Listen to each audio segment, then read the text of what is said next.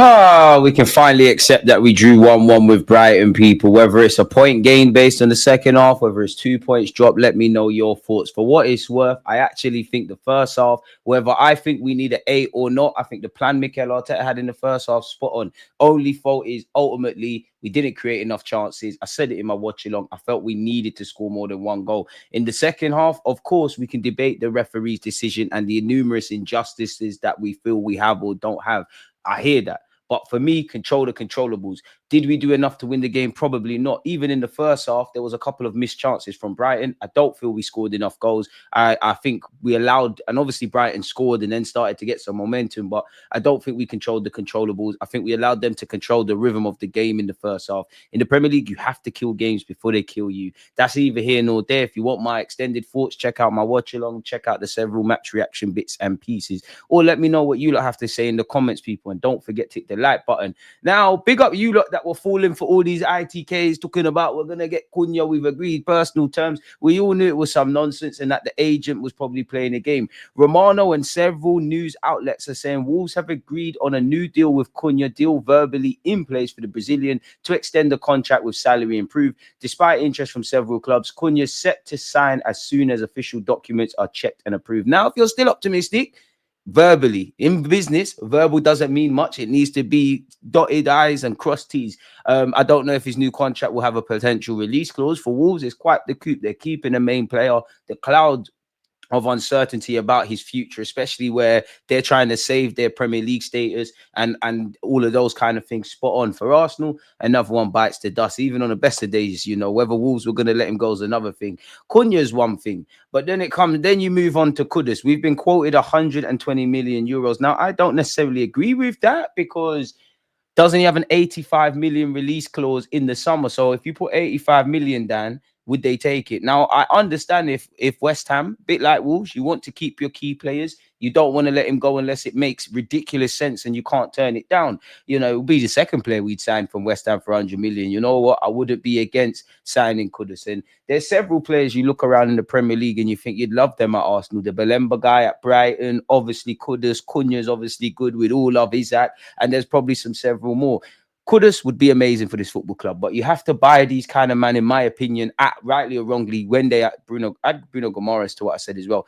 You have to buy these men when they're at Ajax, because once they get to West Ham and any Premier League club, premiums, people. Apparently, you know, Arsenal are looking at alternatives and have been eyeing a move for West Ham's Mohamed Kudus. The Ghana international has been linked with all of the Premier League's biggest sides in recent months. Football Transfers previously revealed exclusively that he preferred Arsenal to Chelsea last summer, in part because they would offer him Champions League football. A deal, as we know, did not materialize because of West Ham's insistence that their 120 million euros, or well, yeah, it's got the same sign. It says 120 million, and I think it means 100 million pounds valuation of the player be met. The Hammers are still maintaining this stance, which suggests any January move is unlikely.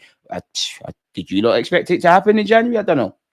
We all know we signed Declan Rice. So I would love Cunha and I would like Mohamed Kudus. Apparently, our main goal is to sign Nico Williams. We're ready to trigger his 58 million release clause if the player is open to the move. Apparently, another option for us is Rafael, and he has a price tag of around 70, 80 million euros. Now, this is probably the period, like in the summer, where journalists, they don't have to do much. You know, every football fan, you know, you were to ask every football fan what position they want. Everybody just wants hope. Naturally, if you're going to say Lookman, Kudus, Nico Williams, Cunha, all of these guys, it's just free clickbait essentially. So I'm happy to speak about this and I want to be proven wrong. You saw us drop more points to Brighton, and at the time of making this video, Liverpool could be 11 points clear, even though I think even on the best of days it's unlikely we win the Prem. I'd love some players that can make the difference, especially in games like Brighton, where some them kind of games there, you need a Bukayo Saka or a Cunha or a Kudus or Isaac, someone that can make something out of nothing, you know, turn a draw into a victory,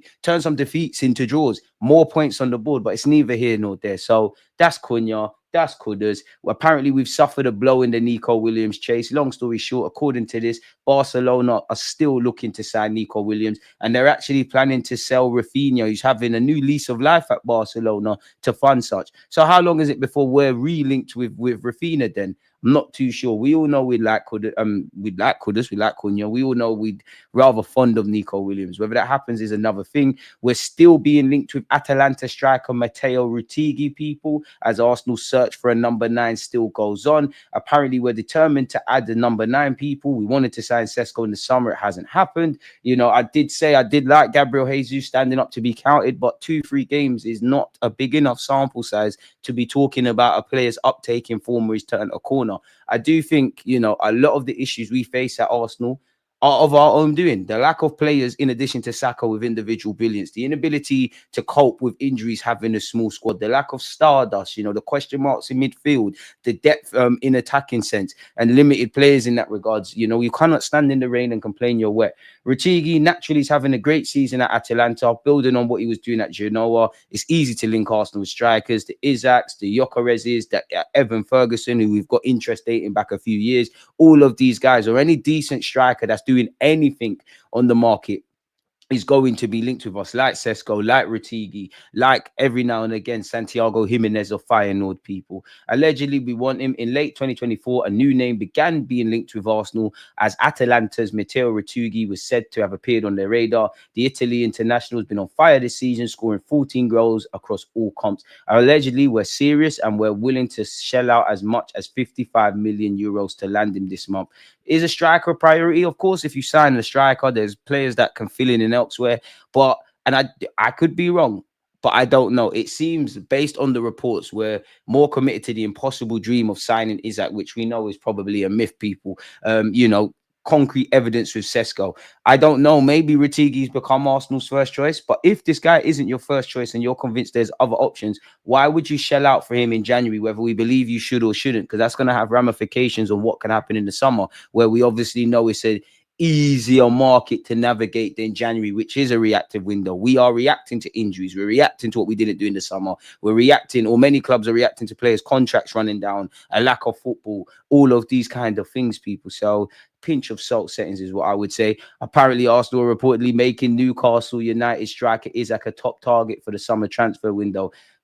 They're actually looking like they look better financially. Newcastle, they could get Champions League football, and it would take a club record. But even that, if we were to spend 150 million, which I think is a myth, that's without talking about bringing in a winger, bringing in a central midfielder or so, and several others, because we can't make out a striker should be a top priority at Arsenal. But it's not a case of we sign one player and that's all we need. There's a lot that we need to do. So I would love Isaac. I'm sure many fans of Arsenal and other clubs would, but, you know, I'm happy to speak about it. But it's nonsense, isn't it, really and truly, if we're honest? We're relinked with Koulibaly. I'm not on it, but I must admit, maybe a bit reactionary, folks. And let me know your thoughts on what we've discussed so far. Smash the like button and subscribe. Journey to 70K. I must admit, because of what we face at the moment and the lack of players and underperformers, I am not Koulibaly's biggest fan. And as I say, when you're hungry, any plate that's put on the table, it does, you know, it looks attractive.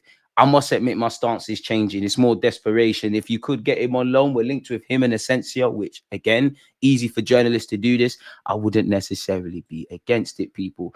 Arteta insists Arsenal can win the Premier League this season, even if they don't sign a new striker this month. Yeah, well, we need another attacker, mate. Like, we're dreaming. Gyökeres is continuing his blisteringly good form, still linked with Arsenal, Man United, Liverpool now, Chelsea, Paris Saint-Germain, and the rest of it. Apparently, Newcastle, even the 26-year-old got a hat-trick recently for Sporting, and his statistics are ridiculous. You know, he scores every week and he does what he's doing. Would any of you take João Pedro? Because I think he, in a nice way, he's the sort of scumbag we need. Again, apparently we'll formalize our interest in signing Nico Williams and make a bid if the Spanish winger shows a desire to make a move, which I can't see happening mid-season from his boyhood club. We were previously linked with Alex Buena, forgive me for mispronunciations, of Villarreal, people. Barcelona are apparently continuing to monitor him, people. What is all of this? Arsenal are continuing to scout Joe Bellingham, which I feel, unfortunately for him, you're always going to be compared to your brother, but he's a star in his own right. Sunderland got a lot of decent players. Him and Chris Rigg. Yeah, respectfully to Sunderland, they won't be there that long. You know, you can't keep hold of these prime assets that long. But for what it's worth, apparently, Arsenal, I'm told, see his ball carrying ability from midfield to be a key attribute, and he has a lot of room to grow and exceed or match his brother's output. It's unfortunate for him. because he's always going to be judged to the same level of his brother. You know, he's always, you know, you got the same last name, that's your brother. You see what Jude Bellingham's doing, but he's quality in his own right, people. Shout out Birmingham's Academy. I'd have him at Arsenal. I think long term he could have a good future. No clue of how far he can go in the game and all that kind of stuff. I like what I see from him and Chris Wigg. We've been re-linked with Vlahovic. Allegedly, Arsenal have inquired about Vlahovic recently, but remains to be seen if they make a move, as they have other names as well on their shortlist. Allegedly, Tierney has rejected Leicester City, Brentford and West Ham to secure a potential return to Celtic, people, and this further corroborates that West Ham were interested in him, people. Fulham are weighing up a January move for Manchester City midfielder James McCatery. I'm not going to lie, I don't know if he's a difference maker. And I'm not going to say he's Cole Palmer, but I like him a lot. I don't know if Manchester City will sell us players again or if they'll even sell to Chelsea now. But for me, I think we could do a lot worse. So it'd be something to consider. So, yeah, man, either way, we've got a lot of problems. Even if we had a striker, a winger, etc., there's several things Mikel Arteta, for me, has to address on the coaching front. Open play chances, all of those kind of things, people. But clearly recruitment. We've shot ourselves in the foot in the summer. We've given ourselves a lot to do in January.